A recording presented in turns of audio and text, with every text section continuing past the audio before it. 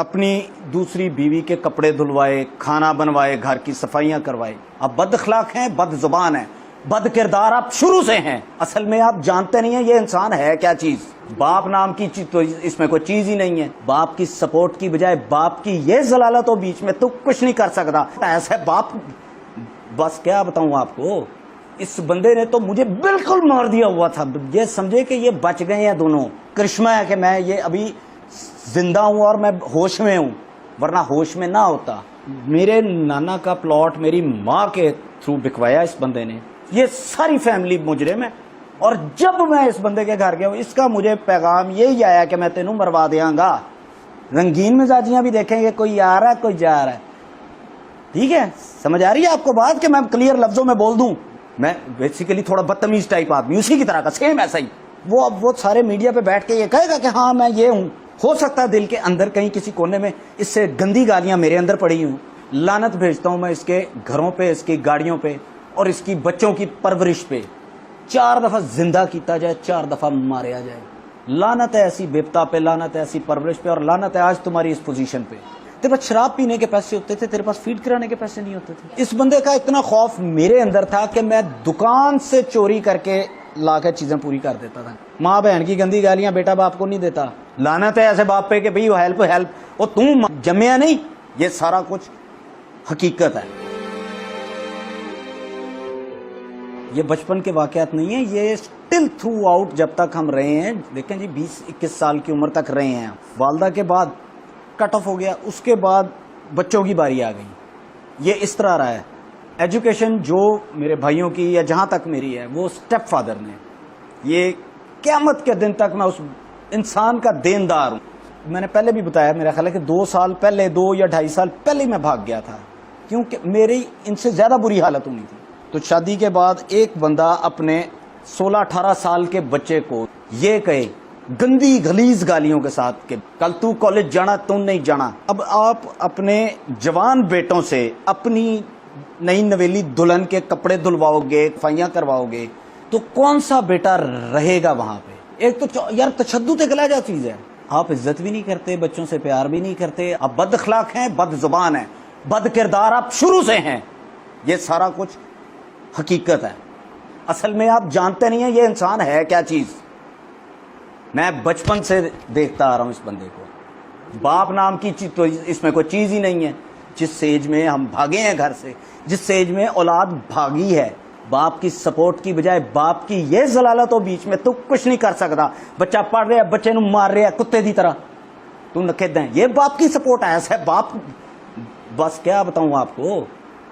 میں اس وقت سروائیو کر رہا ہوں. اب جیسے یہ گھر ہے, یہ اس کا میں 30,000 پر منتھ رینٹ ہے. گاڑیاں میرے پاس 3 ہیں, اس کا کچھ نہیں ہے.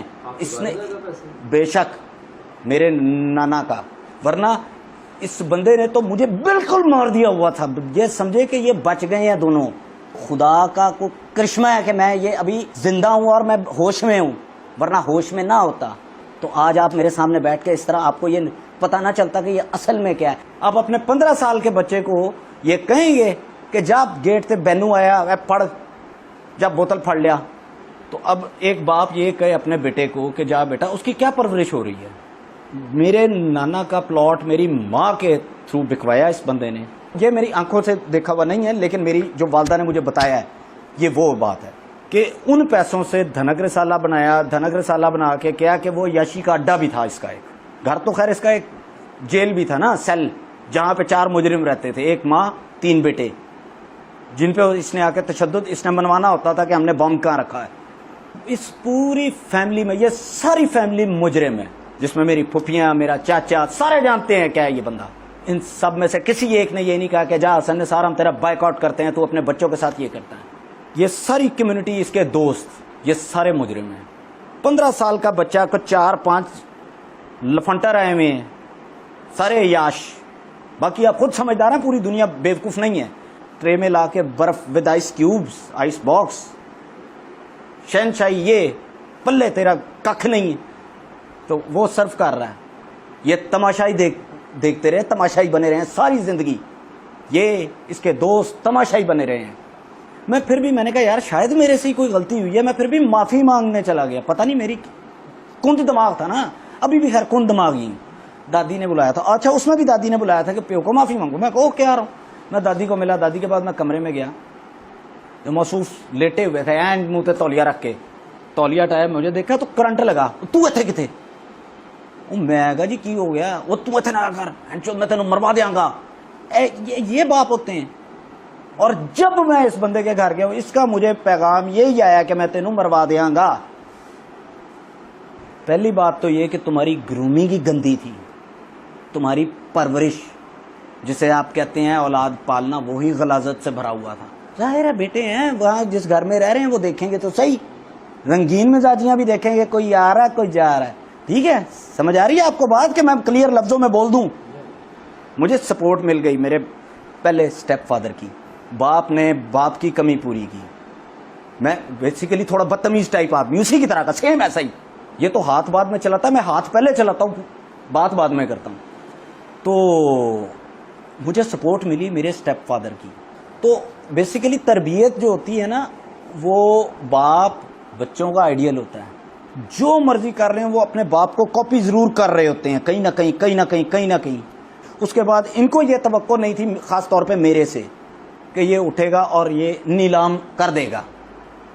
وہ سارے میڈیا پہ بیٹھ کے یہ کہے گا کہ ہاں میں یہ ہوں, میری ورتھ یہ ہے, میں نے اپنی اولاد کے ساتھ یہ کیا, پہلے اپنی بیوی کے ساتھ یہ کیا, بعد میں اپنی اولاد کے ساتھ یہ کیا. پہلا انٹرویو شیپر صاحب نے جو دیا وہ دیا گالیوں کا. نہیں دینی چاہیے تھی گالیاں, لیکن اس نے غلط نہیں دیا. ہو سکتا ہے دل کے اندر کہیں کسی کونے میں اس سے گندی گالیاں میرے اندر پڑی ہوں, یہ ممکن ہے, یا شاید ہیں. میں بیمار حالت میں گھر سے بھاگا تھا, اپنی ٹائیفائڈ تھا مجھے, جس دن میں گھر چھوڑ کے بھاگا تھا ان بھائیوں سے 2 سال پہلے ٹائیفائڈ کی حالت میں بھاگا ہوں. اس کے پاس 3 گھر ہیں, 3 گھر ہیں.